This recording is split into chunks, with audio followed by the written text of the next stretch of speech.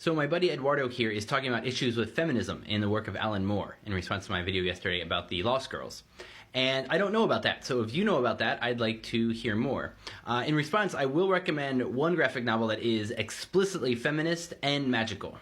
This is Promethea, and this is a wonderful book series for any young feminist out there or young magicians. I think you can start kids on this one pretty early. It's not that scary. But it's some very deep ideas about mythology and magic. This is the story of a spirit named Promethea from ancient Egyptian times who keeps manifesting through people's lives. And in this case, it's a futuristic alternative New York, and the young girl that she manifests through is a writer. And so it turns into a form of literary magic. She can make things appear with her words.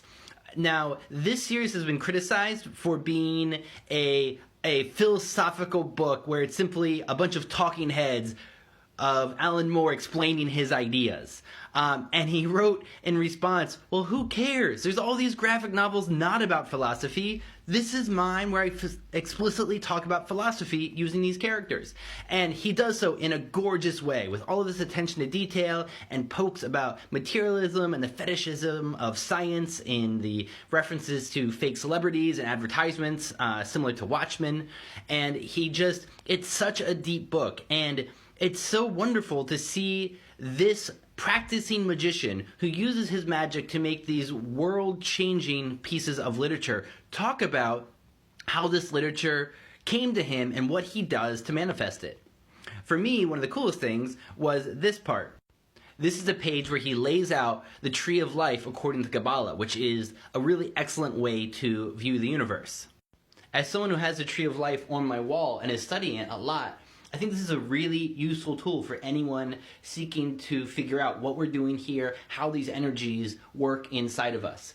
He also has one chapter where every page is a card from the major arcana of the tarot, and you just walk through the entire 23 steps, because that's a typical page in a graphic novel. So the magical side is very powerful. For feminism, he draws on the Écriture féminine of Hélène Cixous.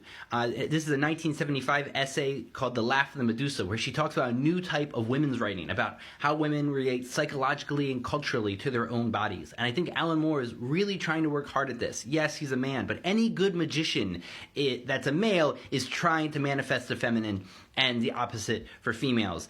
The magic is working towards encompassing both genders. That's why people who are already on the spectrum of gender are often seen as magical in different societies. So this is something produced by Moore that is both wonderful for magic and for feminism.